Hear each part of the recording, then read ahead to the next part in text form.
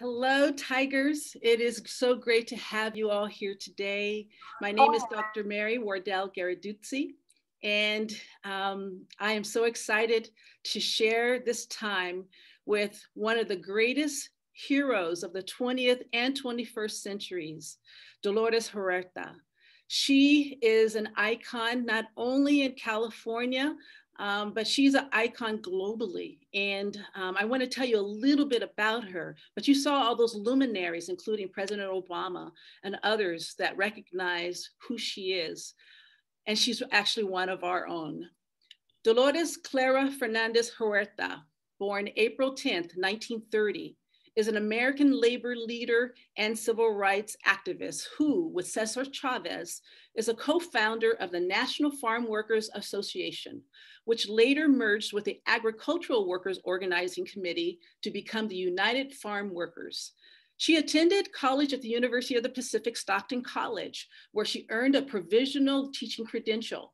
After teaching elementary school, Huerta left her job and began her lifelong crusade to correct economic as well as all types of social injustice. Huerta helped organize the famous Delano grape strike in 1965 in California and was a lead negotiator at a time when women were not negotiating anything, not unless a woman of color, in the workers' contract that was created after the strike. Dolores established the Dolores Huerta Foundation in 2003. And at the age of 91, she just had a birthday this past spring. Quite amazing. We're so glad that she's with us to be able to share her life story. She continues to organize communities, even now in the Central Valley, that has a global effect. In October of 2010, the University of the Pacific awarded Dolores Huerta an honorary doctorate. So she is actually Dr. Huerta.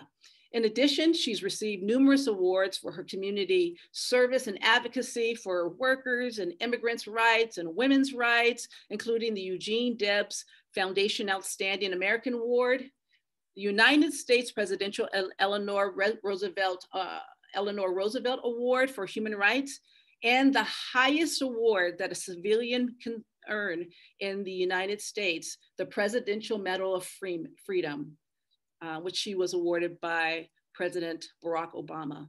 She was the first Latina inducted in the National Women's Hall of Fame in 1993. Now, it's important to say, for all of us to know, that when we heard Barack Obama in his infamous 2008 win, Yes We Can, that Huerta is the originator of the phrase, si se puede, which is yes, we can. So as a role model to many in the Latino community, many in the African-American and Asian-American and all communities, Huerta is the subject of many Mexican-American ballads and as well as murals. And so I am just so grateful to share this time with you, Dolores. As a daughter of Stockton, California, my parents came here in 1954 as refugees out of the Great Migration.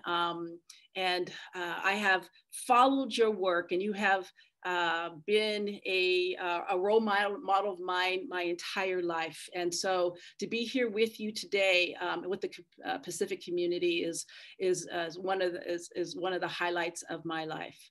And so I just want to begin creating a structure of our time together. And what we're going to do for the Pacific community that's with us now and the people that will watch this later, I want to be able to start to help people understand the arc of your life as it began at Pacific and while you were here in Stockton and just your early life. And so we know that you have fought for universal human rights for your whole lifetime, and that has been your commitment and passion. Can you tell us, Dolores, your story of how you came to Pacific and talk a little bit about what were the early social justice experiences or influences in your life that kind of led you on the path that you ended up taking? Well, thank you very much. And I'm so happy to be here with everyone. Whenever we think about anything Stockton, I always still consider Stockton my hometown. I was raised in Stockton, California from the time I was 6 years old. And having come from New Mexico when my parents brought my two brothers and myself there after she divorced my father. But I just want to say that the University of Pacific had such a great influence on my life. You know, first of all, growing up in Stockton with such a diverse community, as I travel around the United States of America, I tell people my Stockton story. And growing up, you know, I say I learned ethnic studies from my friends that I grew up with. I remember my next door neighbors were Italian immigrants. Catty corner, they were from Greece. Across the street was the Lampetok family, a Filipino family. My next door neighbors on the right-hand side were the Smith family, an African-American family. I had my Chinese friends and my Japanese friends, and we even had a member of so in those days you could use the word gang, it was okay, it was cool to use the word gang, who was from Afghanistan and Native American. So I just grew up in this wonderful, wonderful, diverse culture. And then my introduction to art and to music came from the university, because they brought all of these symphonies and they brought all of these great artists like the violinist Yehudi Menuhin. We had the great dancers, the ballet dancers, Lisa Markova and Danilova, who actually, they brought the Swan Lake and these two great ballerinas right there in Stockton, California. So you had all of this exposure to the world's finest artists. And it was because of the University of Pacific that they brought these great acts to Stockton. And then, of course, when I was in college, you know, I graduated from, which was then Stockton College. That's before they had Delta College. But guess what? We had all of our classes at the University of Pacific. And not only did we have our classes, but we had the teachers from the university. So we had these wonderful, wonderful progressive teachers. And remember, like this was in the late 40s, early 50s, when you had a lot of repression that was happening in the educational arena at that time. They had this anti-communist scare at the time. But yeah, we had all of these wonderful, wonderful teachers that taught us. So and you know, just reflecting on this when we're going to be having this event today, I thought, oh my gosh, the university had such a great influence on my life. And I was just so fortunate to have grown up in Stockton. And as they like to say, south of Harding. South of Harding. I grew up south of Harding too. I grew up south of Harding Way. I grew up on what was formerly Charterway, that is now Martin Luther King Boulevard. Yes, yes, yes.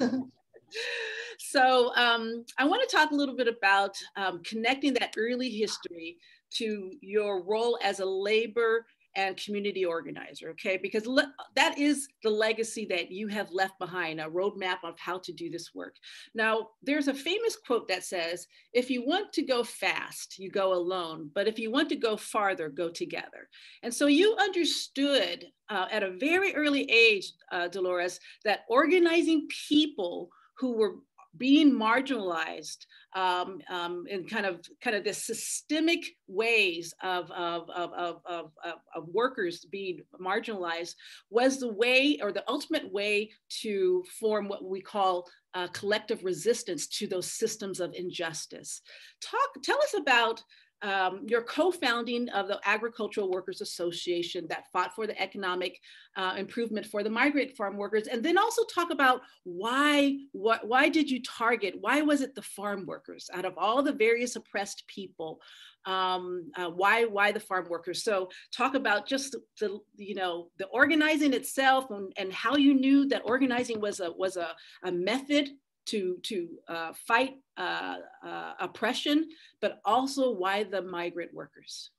Well, it was kind of interesting because San Joaquin County actually was the largest recipient of the Mexican laborers that they brought in from Mexico during World War II. It was a Public Law 78, and they called them the braceros.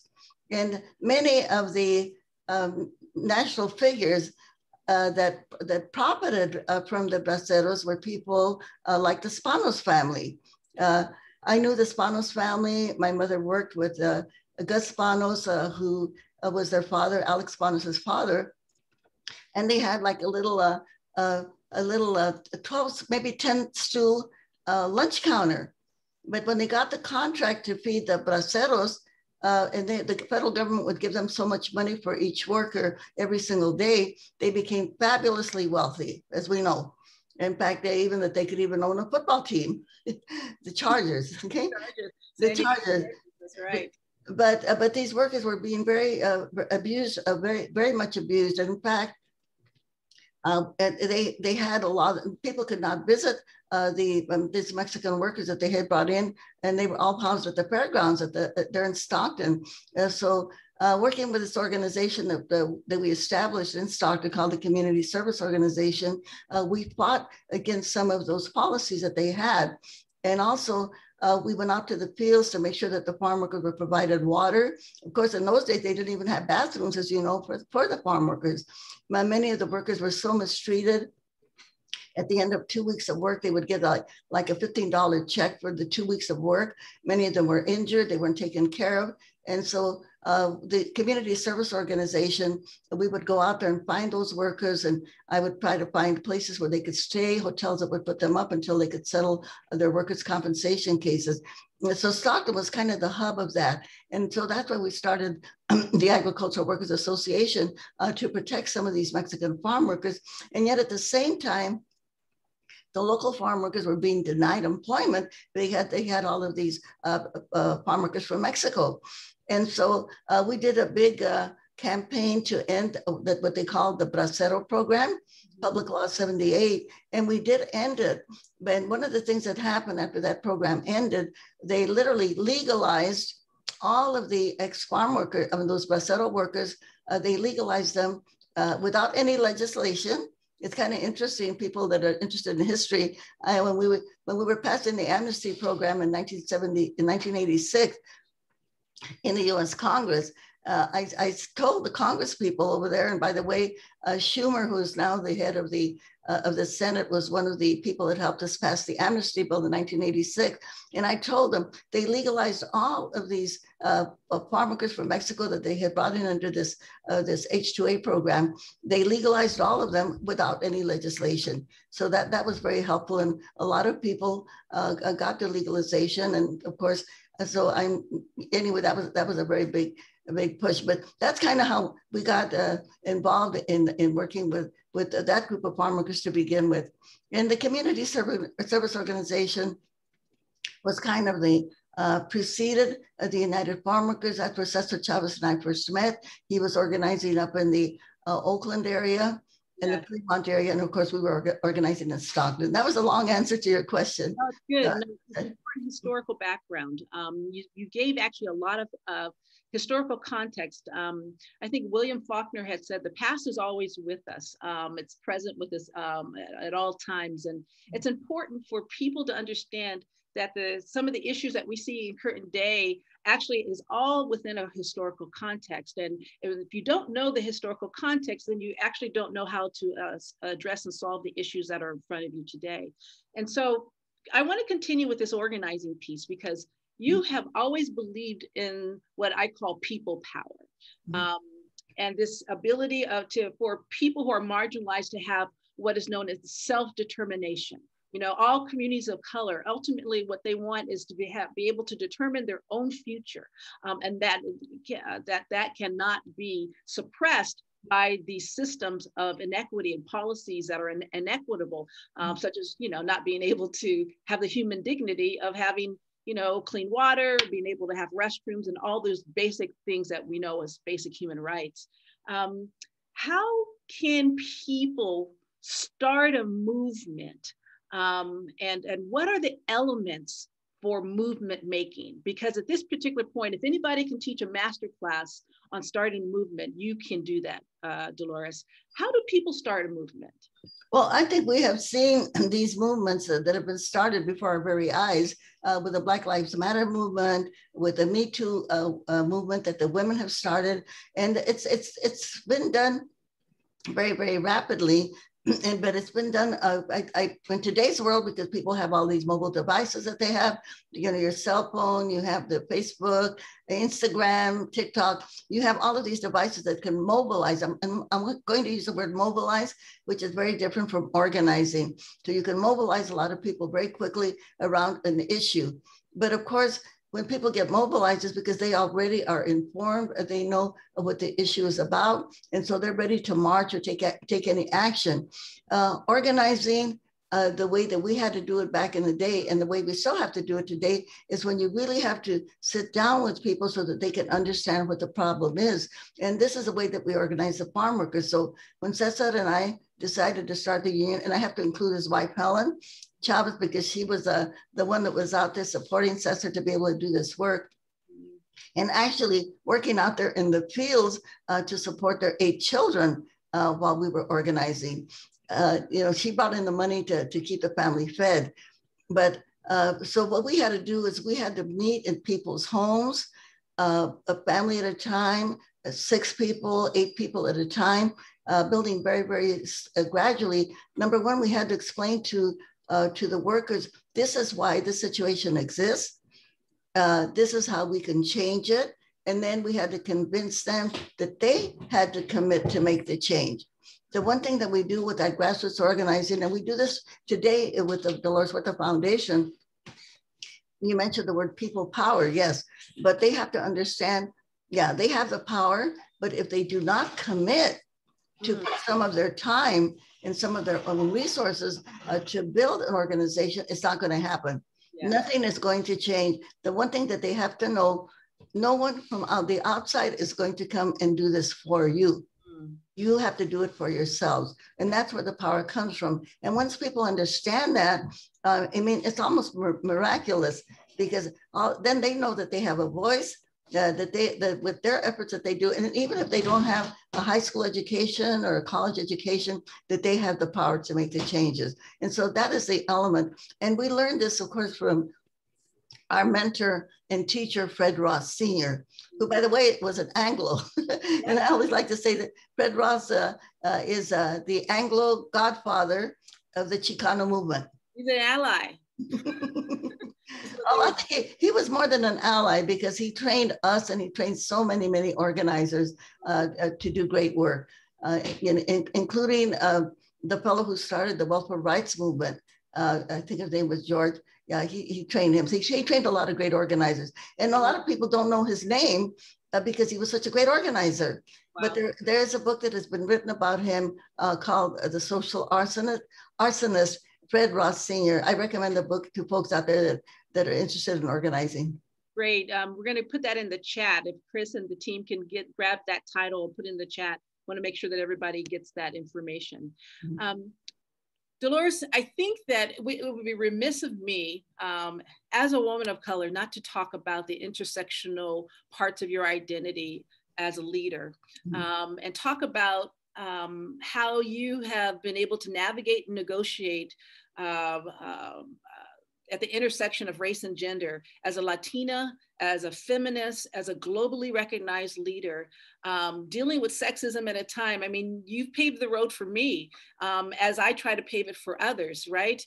We all stand on the shoulders of women like you.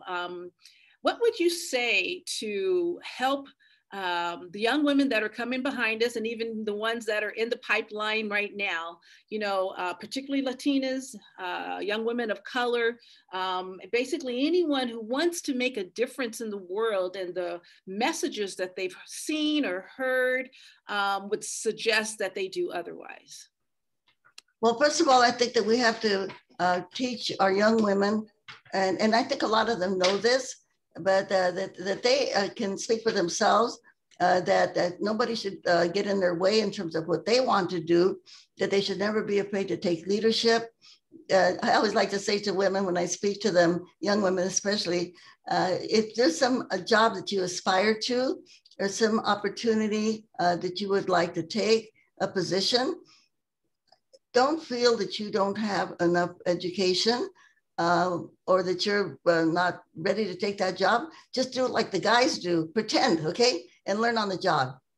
That's what the guys do. So we have to say that to women, because I think women have been so socialized that we are supposed to support everybody else except ourselves. So this is what our young women have to learn, that they have to get out there and fight for themselves and not let anybody get in their way of what they want to, what they aspire to for themselves. So we have to change that. And Coretta Scott King said that we will never have peace in the world until women take power. And I do believe that, but I have tried to change that word to the word feminist, because I'm sure that there are many men in our event today that do believe in women's reproductive rights, that they support the leadership of women. But so we want to see to change that slogan of Coretta Scott King. We could say we will never have peace in the world until feminists take power. And I also like to say that if there's a board meeting somewhere, as there are many board meetings happening all over the world, and you have all of these men in the room, and there are no women, that we don't have equal numbers of feminists at that table, they're going to make the wrong decisions, okay? Because we need the feminine instinct, the feminist insight, the feminist intelligence to be able to make good decisions and to kind of, when we think about we want to have peace in the world, yes, we do need women and feminists at those tables. Absolutely. And women leaders are known to center the needs of the common good, and that the needs of the family and the children in all decisions that they make, and how that impacts the entire society in a much more inclusive and loving way. I want to just, before we move into our some questions that we have from members of our audience, I want to just take just a moment just to acknowledge and just pause to talk about 2020. I know in 2020 was your 90th birthday. So it was obviously, you know, it was a big year for everyone.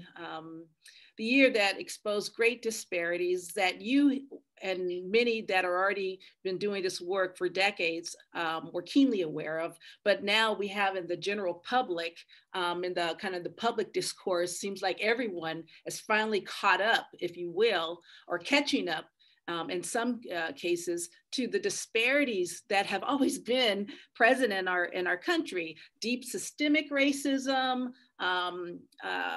the kind of racism and sexism that you have been confronting and dismantling your entire life. You recently said, I was looking at some of the things you wrote in the past, this past spring, and you recently said that the moment is now to invest in our communities, to combat injustice, and to build civic engagement, and to become architects of our own future. And further on it, you said that now is the time to empower communities and ordinary people with the tools they need to build a more equitable, democratic, and just society. So, and then, so I wanted you to talk about what you're building right now, which is the Dolores Huerta Peace and Justice Cultural Center, which is a part of the foundation, but it's this kind of vision you have around building and fueling an intergenerational, multiracial movement that's empowered to pursue social justice at the highest levels and try to understand what liberation is. Talk to us about what it is that you're building, and what did 2020 do to really help your vision to move this work forward? Well, we have continued to do the grassroots organizing here with the Dolores Huerta Foundation. And when we have empowered people, it's kind of miraculous when you look at what they have been able to do in their own communities. In some of these places here in Kern County, I think all of you or most of you have probably seen the movie Grapes of Wrath. Well, in the Grapes of Wrath, there's a place called Wheat Patch.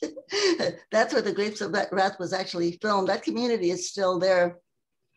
But the people in that community did not even have a gymnasium for their middle school. So we organized the parents, they got together and they passed a petition, they passed a bond issue, and they have a brand new state-of-the-art gymnasium. Not too far from Wheat Patch is another little town called Lamont. In Lamont, they didn't have sidewalks and gutters in many of their neighborhoods. They got together and they were able to get that. They got neighborhood parks, they got a swimming pool, because here today, like over there in Stockton, but here we're a little bit hotter. I think we're going to be at 108 degrees today. And so they have a brand new swimming pool there for the children. And we were able to get some housing projects going and people getting their houses connected to the city sewer system. So, but these are all projects that the people do on their own, in addition to getting themselves elected to the different recreation boards, city councils, and knowing that they can take the power. And then we have to do a lot of work on education because unfortunately that the racism in the Central Valley and I should say the San Joaquin Valley against children of color is huge. We had to sue the current high school district here because they expelled, I'm going to use the word expelled, 2,100 students of color in 1 year. Oh my goodness. So we filed a lawsuit, we won the lawsuit, and from that 2,100 expulsions, it's down now to 21. And we're still not there yet, especially for our Black students. The graduation rates are still very dismal, and they're not what they should be. But this is kind of the situation that you have throughout the Central Valley of California. And not only here, but when I go to Chicago, or if I go to New York, I go to Texas, you find the same exact thing. You mentioned earlier about the systemic racism that exists in our society. Well, this, of course, is where the impact has been so harsh on our young people. And so the Dolores Huerta Foundation, we're working on this. We organize the parents and the students.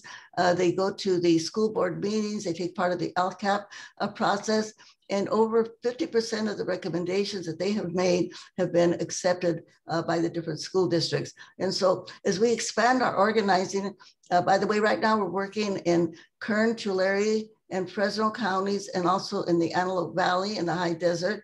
There, we got involved because one of the school districts there, they were 8 out of 10 Black children were being suspended and expelled, and then they would call the police in to take the child out of the classroom when they did something wrong, right away giving them a criminal record. We have made progress there. The school district, we made them form an African-American advisory committee, and now we have a new superintendent who is a Latina. And so we're hoping that that situation will also improve. So this is kind of the work that the foundation is doing, trying to get rid of the racism. And of course, we're supporting all of the bringing ethnic studies into our school systems to make sure that we can really attack the racism, the misogyny, the sexism, the homophobia, right at the level of our educational system. Right now, we know it's going to be in the high schools, but eventually we needed to bring it down to kindergarten because we know that children are not born racist. They are taught racism by their parents or the culture that they grow up in. And so we have to change this. So this is what the foundation, and to answer your question, getting back to your question. So yeah, for to celebrate my 91st birthday, we are going to have a virtual celebration on the 21st of August. And it will be to raise money because we have a whole city block in Bakersfield, California, right here in Kevin McCarthy's district, the leader of the Republican minority in the Congress. And so that we're going to have an organizing academy to teach people how to do this grassroots organizing work, how to empower people. We'll have a child care center, a credit union on that site, and an auditorium. So right now that our fundraiser will be to raise money for our campus. We already have the site, we have the architects have already drawn the plans. And so we just have to get the rest of the money to build it. Wow, what a cultural center that's going to be. And you're doing a virtual process for people to learn how to do that too, right? Some people are going to drive in, but other people are going to be able to do it virtually. Yes, that's our hope, is that we can expand this very simple method of organizing that is so effective. It's time consuming. It does take time to be able to meet with people. And unfortunately, it's something that really, I don't think, we're going to try to do it virtually. We can do some of it virtually if people have the computers, if they're savvy in terms of how to work the internet. But we really target the poorest people of all. These are the ones that we go to, and many of them, they don't have, they're not technology savvy, and so it's very difficult for them. So a lot of it, of course, now with the pandemic, we have to wait until we can really go out and be safe to have our organizers. Oh, the other thing that we're doing with the foundation. Today, we have 100 people on the ground. They're going door to door, and they're getting people signed up for vaccinations. And we are also running vaccine clinics, and we're doing food banks. So we're very, very busy. And then we have a big youth group that is part of our organization also. Wow, amazing work. Intergenerational, multiracial, multi-ethnic, across class lines. What a movement. and you have as much energy now as it seems like you did 50 years ago. I have a couple of questions that have been posed by some audience, some of the Pacific alum, as well as students that are on this line. What is it that you say to yourself when you become discouraged? And this is being asked by Mary Elizabeth. She is from the class of 91. And I picked that question because there's a lot of forces right now that are grounded in this modality of fear mongering. And one of the tools of fear mongering is to create disinformation and to make folks feel uncertain about their positionality in society, you know, that make folks feel like the ground is moving underneath them, but nothing is moving underneath them. They, you know, it's just a matter of being more other-centered. You know, so, you know, we have these kind of a lot of negative kind of attacks on the work of good, doing good for those that need it the most. What do you do to work against any type of discouragement that you might have in this work of social justice? Well, we know we have a lot of work to do. We have a lot of people that need healing in our society.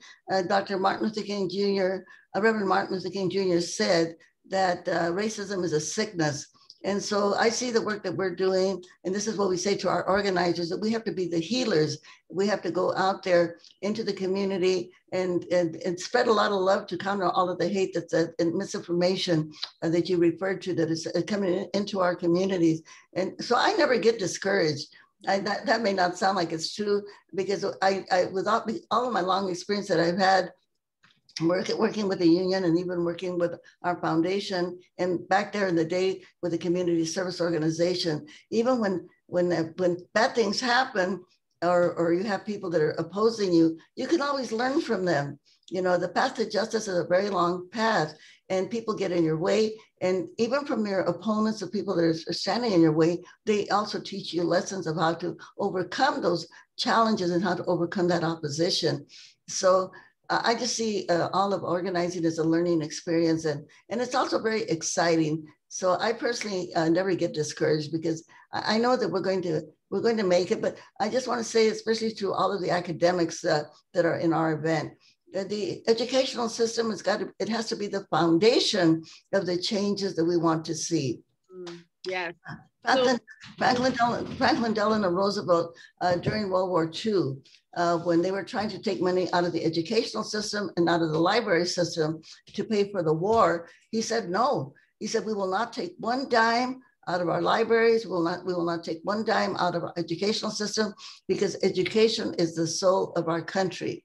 And so but we know what's lacking in our educational system is that our stories have never been told. The true story of the United States has not been told. The Howard Zinn's story of the United States has not been told. You know, the genocide that happened to our Native Americans and to Mexicans in Texas, where there was a big genocide against the Mexicans when all of that land was taken from Mexico.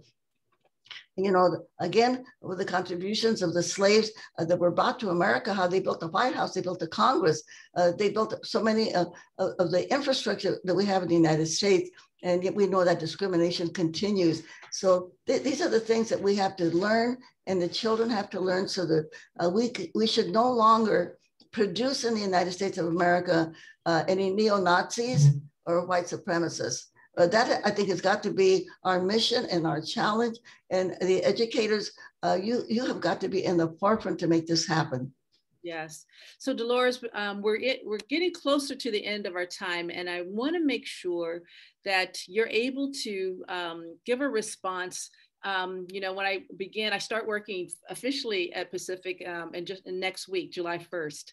And we're going to be working with incoming students, and we'll be working with, you know, students that are, you know, going to be coming to Pacific. And even your words will live on. They as they always have, even after, you know, we have spent this time on this video. What message or what advice would you give young people who want to make a difference in the world? And how can young people or anyone harness their personal power? Mhm. Well, we want people to get involved, become an activist, volunteer with an organization for the work that they're doing, whether it be for the environment, for LGBT, Black Lives Matter, immigrant rights organizations, feminist organizations.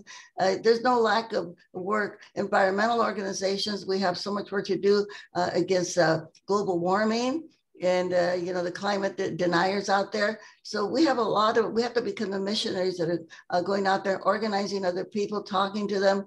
And if sometimes they don't hear your message the first time, just keep on trying, because sometimes it takes 7 times for the person to be able to really get the message, but you're planting the seed into their consciousness of the work that needs to be done.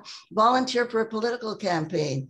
We're going to be having a recall election pretty soon. I would say volunteer, because if you want to learn about politics, the best way to do it is to volunteer on a campaign, go out there and go door to door, passing out literature, talking to people. Because civic education, by the way, is another thing that we really have to start teaching in all of our schools. Because, many times when I talk to students, I would say to them, how many of you know who your city council person is? How many of you know who your supervisor is? How many of you know who your state senator is? Oftentimes, the only person that they would know is maybe the governor and the president, but they have no idea who their representatives are, the people that are actually, allocating the resources that are going to be in their communities. And I think educators also, I want to say to all of you, you've got to get out there into the community also. Our teachers, our leaders, and I know when I say this, with all of the work that teachers have to do, as I had to do when I became a teacher, we know you don't have a lot of free time, but the voices of teachers, especially progressive teachers, are needed out there in the community, because we are in a critical moment in our society in the United States of America. This is kind of like the 60s. There were a lot of cultural changes that were made during the 60s. Well, now in this period of time, we can have more changes in terms of getting rid of this racism that infects our whole society, and to dismantle all of that oppression that exists, but also to enlighten communities, and also to think about the economics that we have to change, because we have this huge inequality when you only have 10% of the wealthy families and the wealthy corporations have 90% of the wealth, and people don't have adequate health care. They don't have adequate education. So we have a lot of work to do. So my advice to everybody is, please get involved. Please get involved. I like to quote Michael Moore. I saw him on Broadway, and he said, when we wake up in the morning, we wash our face, we brush our teeth, and then we call our congressman, congress lady, congressperson. Okay. And so everybody can do something. It only takes a few minutes to call your state representative or your congressman or your senator. And we see all of this drama that's being played out right now in the Senate, where they have refused to pass the For the People Act to protect people's voting rights in all of these states in the South and the Midwest, where people of color are having their voting rights taken away from them. So if you know people in other states, call them and say, call your senator. We need his vote. Yeah, Carol Stanton, one of the alums from 90, asked that question directly. And you're already addressing a lot of the questions are being answered because you're so brilliant that way. There's 10 states right now, I believe, that have already passed restrictive voting rights restrictions. And we know that disproportionately impacts communities of color. So they're targeting people who are already marginalized. And her question is that, what do we do? And I think your response is that we have to be involved and you have to be civically engaged. Now, one of the things, though, about civic engagement is that a lot of adults, not just the students, those students grow up into be adults that are, wonderful people. They buy homes, they have jobs, what have you, and they're not civically engaged, and so, a lot of the youth are just, products of the families that they come from.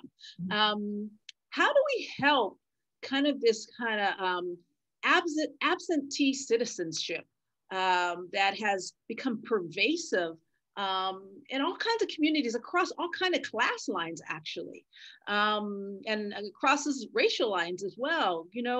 This kind of disengagement from one's civic duty. What are some things that we can do to kind of help people to see that there is a lot of things that happens in society that is happening right under their watch, but they don't see that it's any actions that's needed on their behalf. Well, I think civic engagement has to be promoted. When I taught a couple of classes at the University of Southern California, and they were huge classes. And one of the classes that I taught, a third of the grade that the students got was they had to go out there and volunteer with an immigrant rights organization or some organization. It could be a political organization. And it was amazing how their participation changed these students. And some of them volunteered to work with a Democratic organization, some of them with a Republican organization, and these other community groups in Los Angeles. But these students, and they were, in college, they were transformed by the work that they were. I mean, literally, when they got up, everybody had to make like a little, like a 3-minute presentation or 4-minute presentation on what they learned. And so many of the students said, this has changed my life. So I think, like, teachers out there, if you can encourage the students and even give them extra credit to go out there and volunteer, it would be so great. I wish we could have all the students go out there and work in the farms for one day. Go out there and pick tomatoes out there on the Delta. Oh my God, that would transform people very, very fast, And like today, the Supreme Court, or yesterday, made a decision that farm worker union organizers cannot go into the fields to talk to workers. And so again, and I just want to say this too, we celebrated Juneteenth. We had a big celebration here in California City with our African-American chapter of the Dolores Huerta Foundation. But when I think about Juneteenth, we also think about slavery is not ended because we want people to work for free.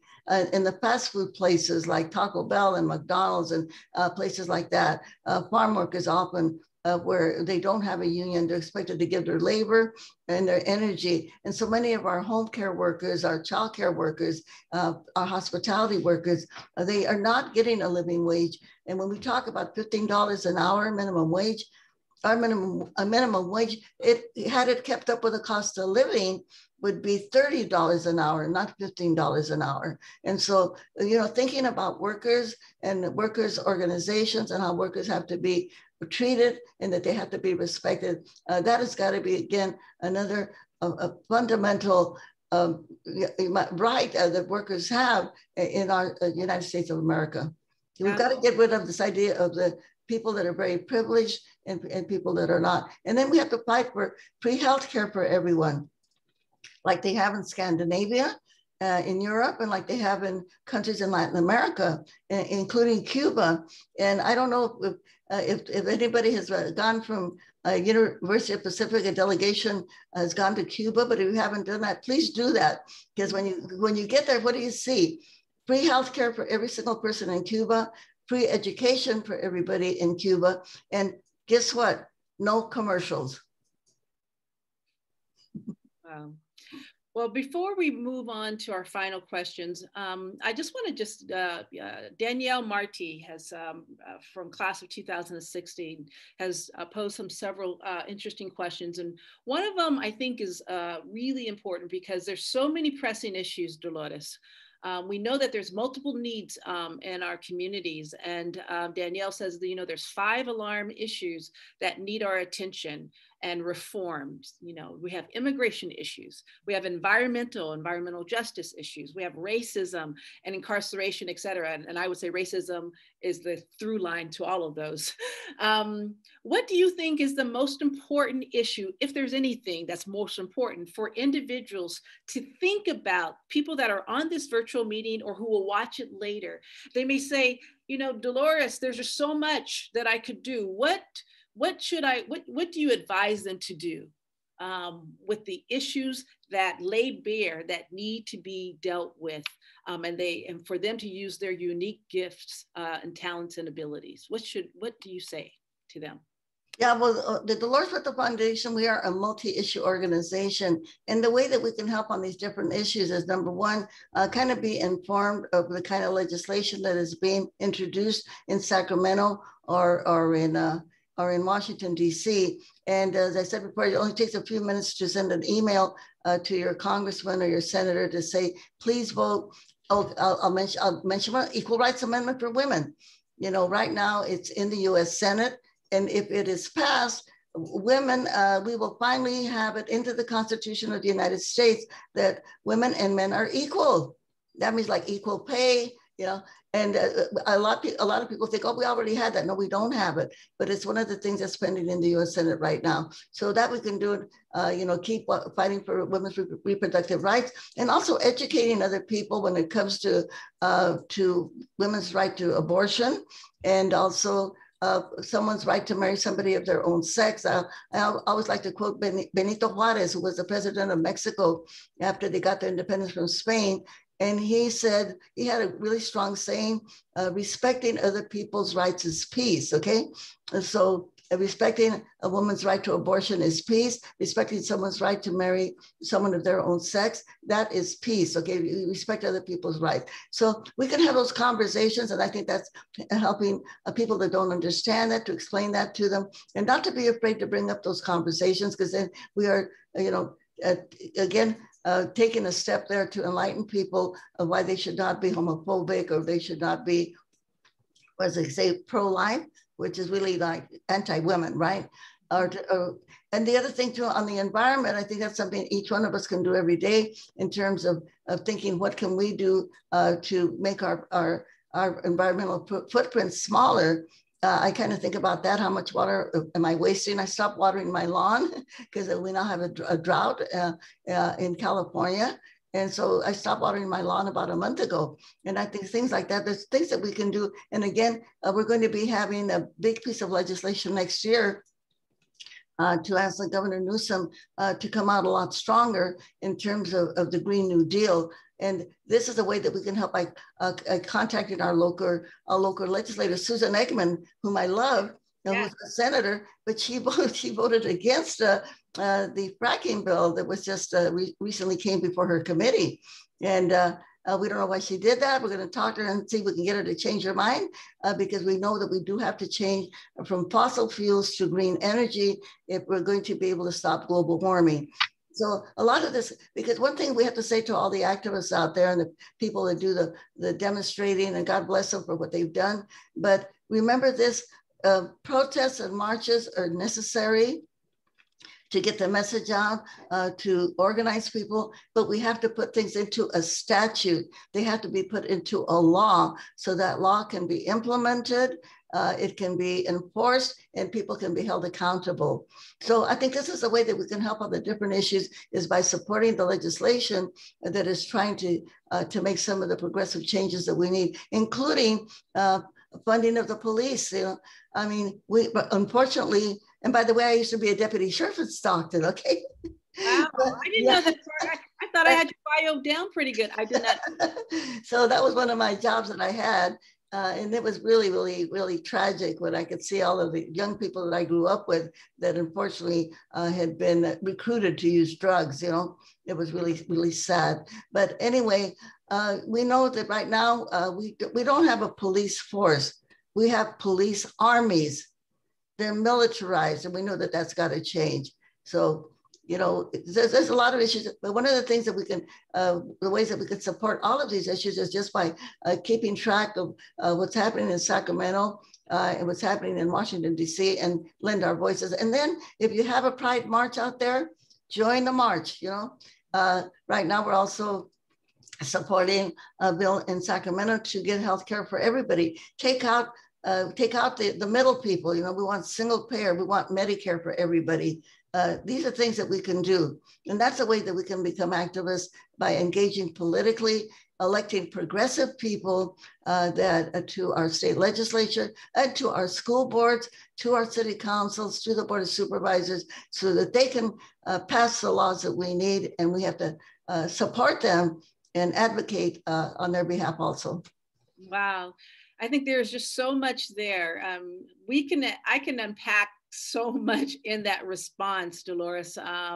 There's really not an issue you didn't really hit on.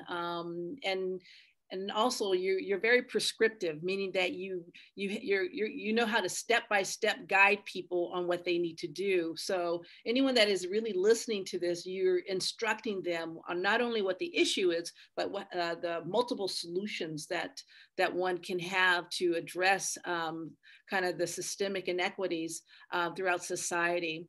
We're down to our final few minutes, and it's important for us, you know, as we kind of, you shared some thoughts for incoming students or prospective students, you shared things for the alumni community that's on this call right now with you. As the University of the Pacific heads into its final stretch of the Leading with Purpose campaign, you know, ultimately that's the mission of the institution, right? To lead with purpose and to educate professionals who will lead with integrity and make a difference in the world. That's what I'm hoping that I'm doing with my Pacific education, that you're doing, and that's what we all have really hopefully committed ourselves to that each day that we get up.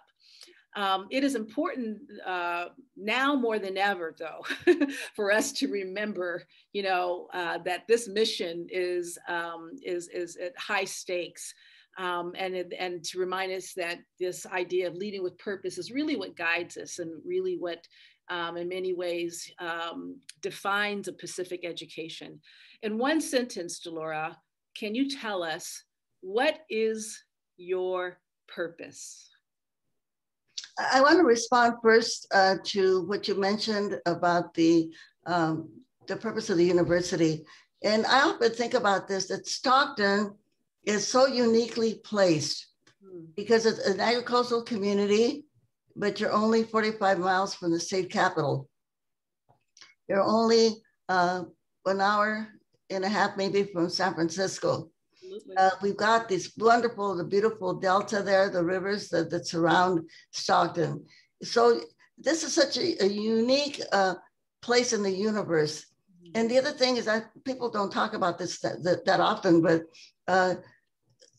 here in California, we are only one of the 4 or 5 areas in the whole world on our planet where we have the climate that we can produce so much in agriculture. So it's a very unique place.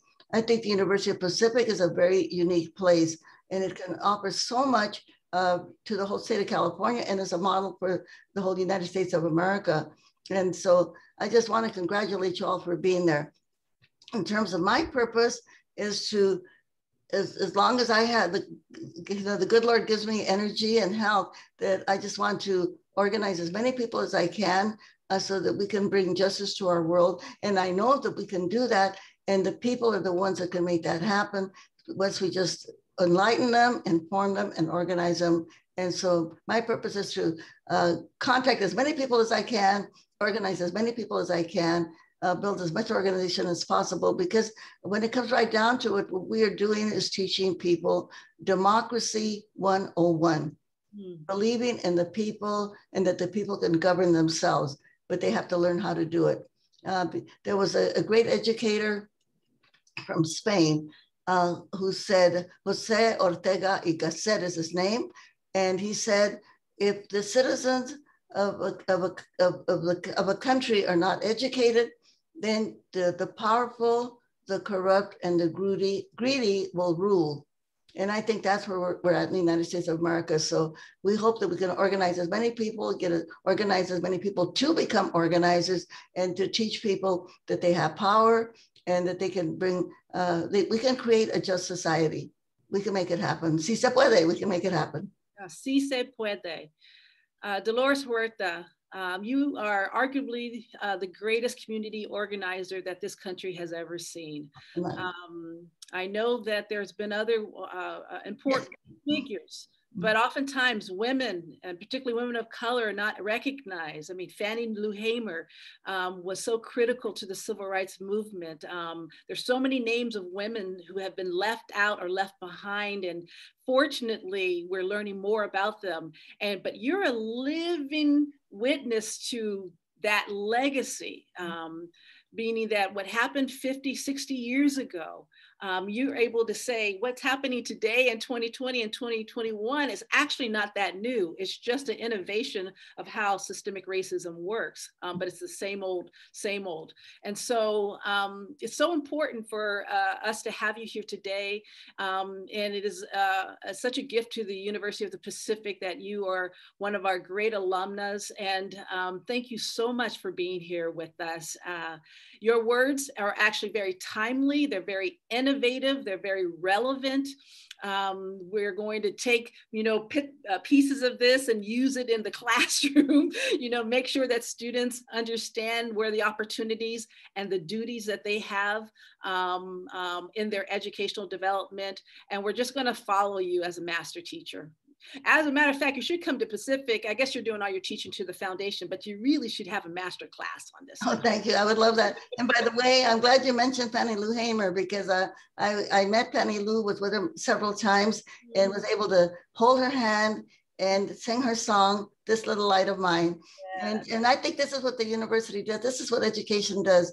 Yeah. Education, it enlightens people. And so Fannie Lou Hamer's song, This Little Light of Mine, we've got to let it shine. And that's what all of you are going to be doing. And anyway, thank you very much for the work that you do. And I know that all of us working together, we're going to be able to do this. We're going to end the racism, the homophobia, the sexism, the misogyny, this ignorance about workers and unions. We can all make it happen. So thank you very much, Cesar Chavez. Thank you for inviting me. And if you don't mind, could we close with a chant?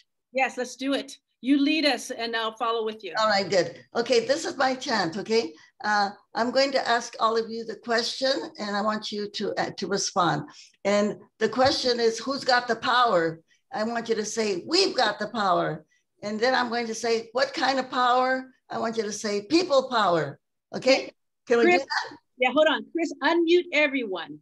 Okay. Everyone has been asked to unmute. They can all unmute. So please join us. This is what it's all about. Okay, Dolores, you're leading us. Okay. Who's got the power? We've got the power. What kind of power? People power. Okay, are we going to go out there and organize and spread justice? What are we going to? I'm going to do that. We say, I'm going to ask you, ¿se puede o no se puede? Sí se puede. Sí se puede. Sí se puede. Organize, clap all together. Let's go. Sí se puede. Sí se puede.